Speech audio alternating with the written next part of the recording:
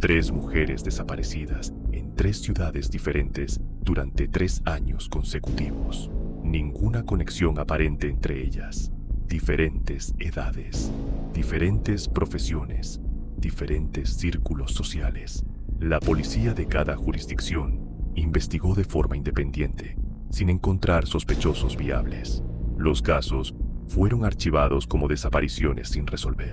Pero la doctora Mariana Solís veía algo que nadie más podía ver. Un patrón invisible que conectaba los 3 casos con precisión matemática. La doctora Solís había dedicado 15 años de su carrera al estudio de perfiles criminales. Trabajaba como consultora para el FBI y había ayudado a resolver más de 40 casos que parecían imposibles de resolver. Su especialidad era encontrar conexiones donde otros veían coincidencias, patrones donde otros veían caos aleatorio. Y cuando revisó los 3 expedientes que le enviaron desde México, supo inmediatamente que estaba ante un depredador metodológico que había estado operando sin ser detectado.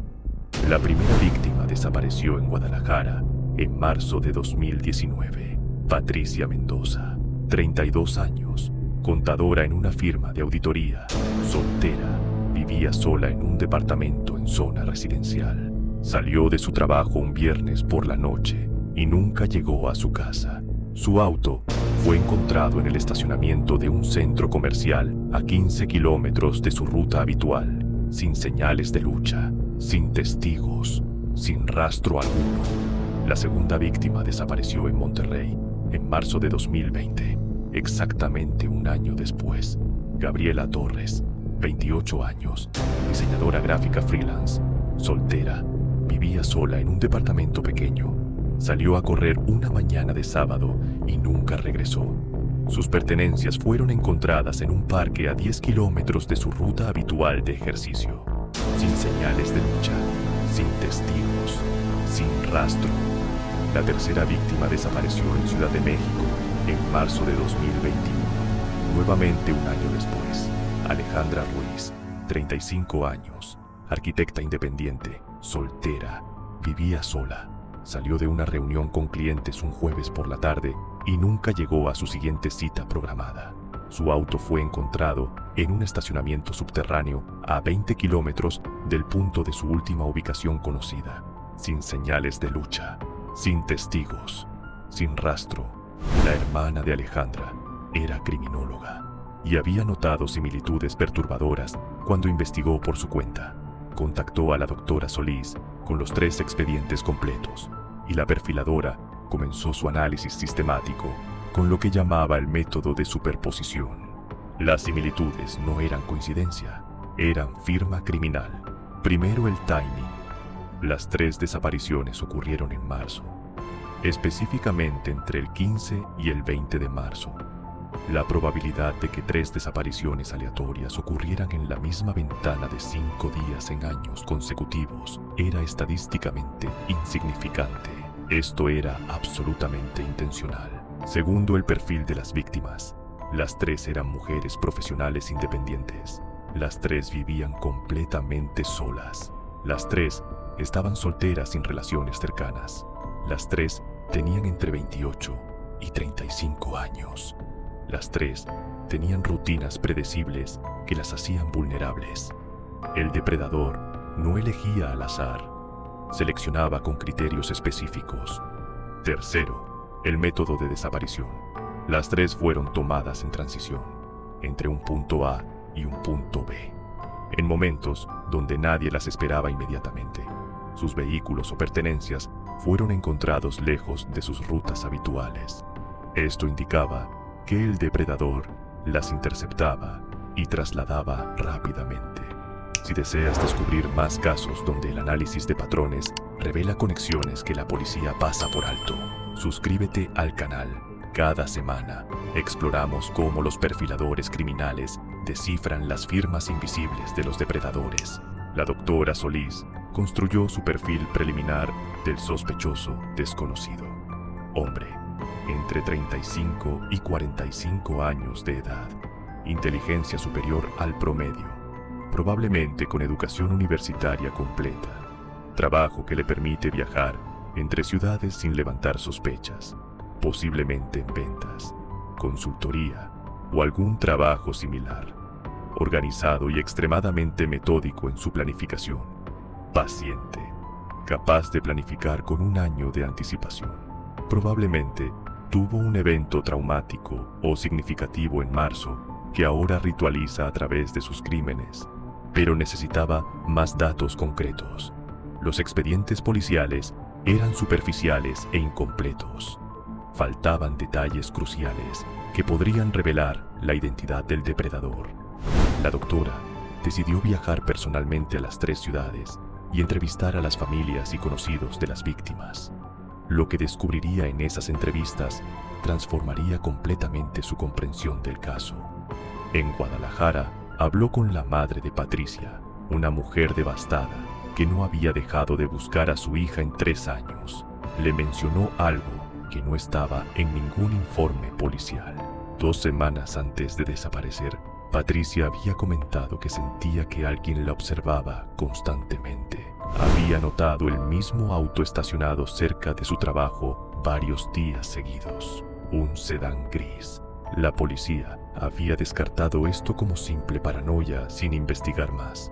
En Monterrey, habló con la mejor amiga de Gabriela. Le contó que Gabriela había cambiado su ruta de ejercicio 2 semanas antes de desaparecer porque un hombre la había abordado en el parque preguntándole la hora de manera extraña. Ella lo describió como educado, pero con algo incómodo en su mirada que no podía explicar. La policía nunca supo de este encuentro porque la amiga no pensó que fuera relevante. En Ciudad de México, habló con la hermana de Alejandra. Le mostró mensajes de texto de la semana antes de desaparecer. Alejandra mencionaba que un cliente nuevo había sido muy insistente en reunirse en persona cuando todo podía resolverse por correo electrónico. El cliente había cancelado la reunión exactamente el día que ella desapareció sin explicación. El depredador hacía contacto previo con sus víctimas. Las estudiaba, las abordaba de alguna manera antes de actuar. Esto significaba que dejaba rastro, solo había que encontrarlo. La doctora solicitó acceso a registros de hoteles, vuelos y alquiler de autos en las 3 ciudades durante las semanas previas a cada desaparición. El proceso de análisis tomó 3 semanas completas, miles de registros, cientos de nombres diferentes. Entonces, encontró la aguja en el pajar. Eduardo Carranza, 41 años, consultor de sistemas informáticos. Viajaba constantemente por trabajo, visitando empresas para implementar software de seguridad. Carranza había estado en Guadalajara del 1 al 25 de marzo de 2019. Había estado en Monterrey del 5 al 22 de marzo de 2020. Y había estado en Ciudad de México del 10 al 23 de marzo de 2021. Su presencia coincidía perfectamente con las fechas de desaparición de las 3 víctimas.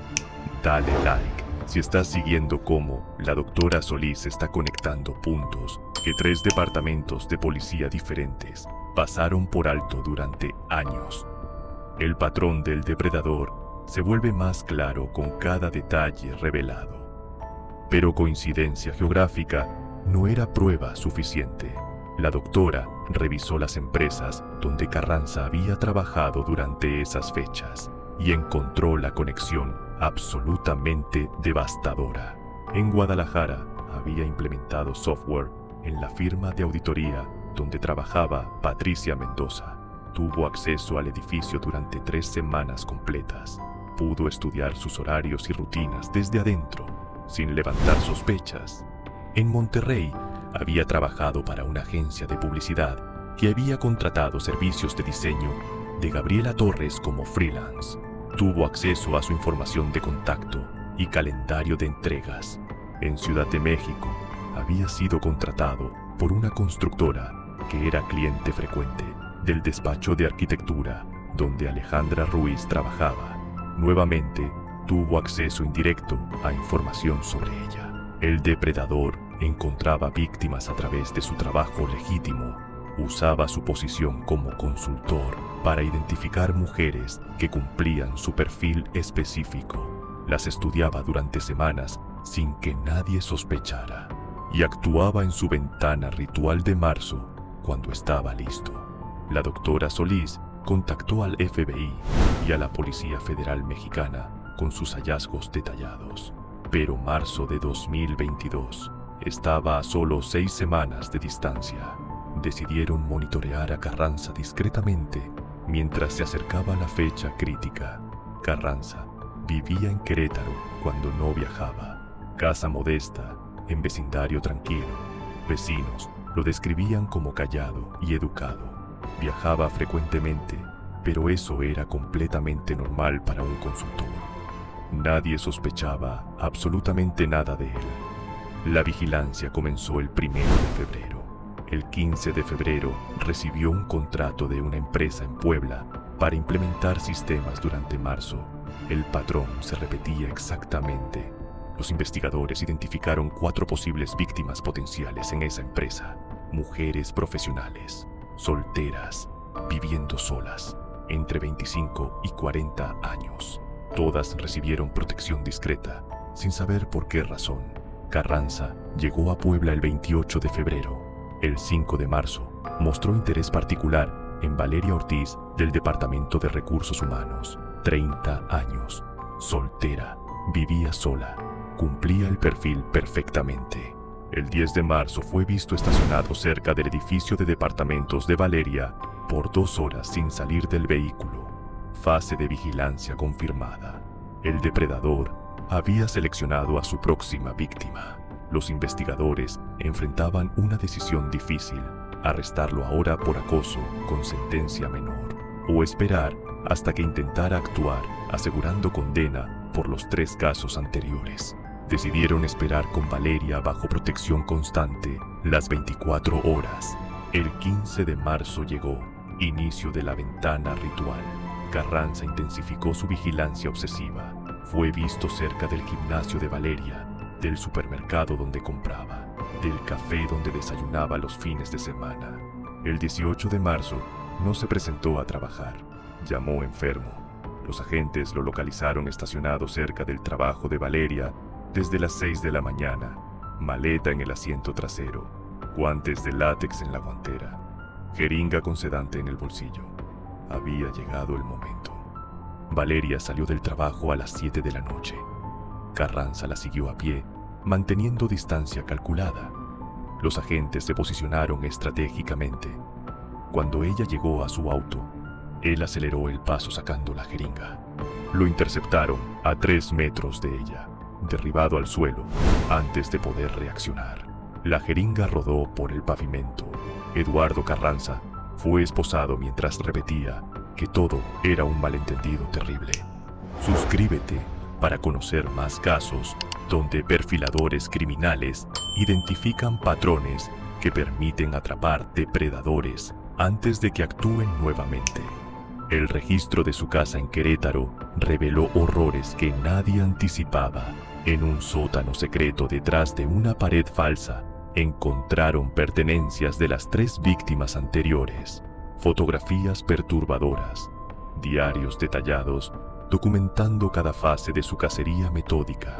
Los cuerpos de Patricia, Gabriela y Alejandra fueron encontrados enterrados en una propiedad rural heredada de su abuelo.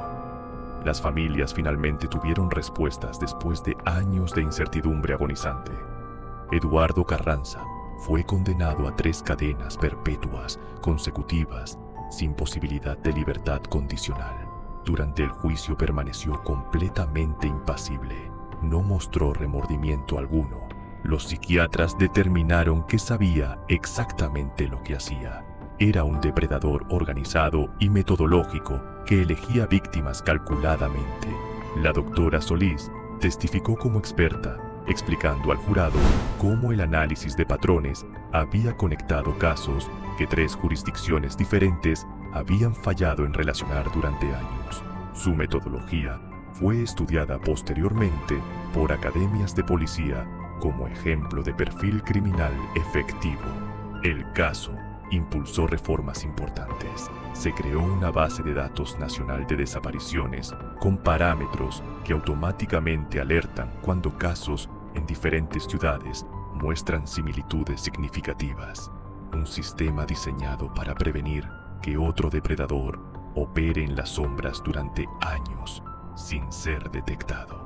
Valeria Ortiz nunca supo cuán cerca estuvo de convertirse en la cuarta víctima.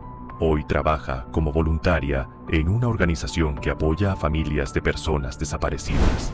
Esta historia nos recuerda que los criminales más peligrosos no son los impulsivos, sino los metódicos, aquellos que planean con meses de anticipación, que estudian a sus víctimas como proyectos, que operan en patrones que solo ojos entrenados pueden detectar. Y nos recuerda también que esos patrones siempre existen. Ningún criminal es verdaderamente invisible. Solo necesitamos saber dónde mirar y tener la paciencia de conectar los puntos. Nunca subestimes el poder del análisis de patrones, de conectar puntos que parecen inconexos, de ver el sistema donde otros ven solo caos aleatorio. Porque mientras existan personas dedicadas a descifrar las firmas invisibles de los monstruos, ningún depredador podrá operar en la oscuridad para siempre. La luz eventualmente los encuentra y la justicia eventualmente los alcanza.